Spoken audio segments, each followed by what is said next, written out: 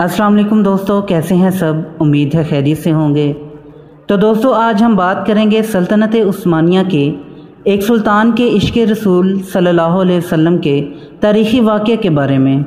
जानने के लिए वीडियो को एंड तक देखें और जिन्होंने मेरा चैनल सब्सक्राइब नहीं किया वो ज़रूर करें ताकि इसी तरह हिस्ट्री से मुतल्लिक आपके नॉलेज में इजाफ़ा होता रहे। तो चलिए दोस्तों वीडियो शुरू करते हैं। 100 साल से मदीना के तुर्की रेलवे स्टेशन पर खड़ा रेल का इंजन, ये 100 साल से क्यों खड़ा है? खिलाफत उस्मानिया के 34वें खलीफा अब्दुल हमीद सानी अपने वक्त के बहुत बड़े शायर और आशिक़ रसूल सल्लल्लाहु अलैहि वसल्लम गुज़रे हैं। आपके दौरे खिलाफत में इस्तांबुल से मदीना शरीफ जाने के लिए ट्रेन सर्विस शुरू की गई। आज भी वो रेलवे लाइन मदीना शरीफ में बिछी हुई है और तुर्की रेलवे स्टेशन के नाम से मशहूर है।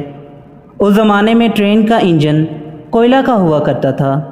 मुकम्मल तैयारियां होने के बाद मदीना शरीफ में तुर्की स्टेशन पर सुल्तान अब्दुल हमीद सानी को इफ्तिताह के लिए बुलाया गया तो सुल्तान ने देखा कि कोयले वाला इंजन बड़बड़ आवाज़ें निकाल रहा है।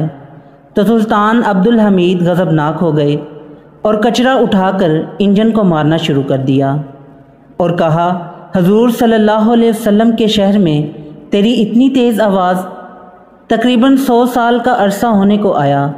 इस वक्त जो इंजन बंद हुआ था वो आज भी ऐसे ही मदीना शरीफ में रखा हुआ है जो तुर्की स्टेशन से मशहूर है। इस कदर अदब कि वो इंजन की बुलंद आवाज़ को भी शहर रसूल सल्लल्लाहु अलैहि वसल्लम में पसंद नहीं करते थे। तो सोचो वो अपने महबूब से किस कदर मोहब्बत फरमाते होंगे।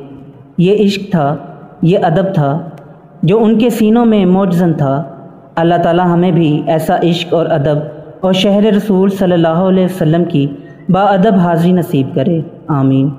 तो दोस्तों ये थी आज की वीडियो पसंद आई हो तो लाइक ज़रूर करें और मेरे चैनल को सब्सक्राइब करें।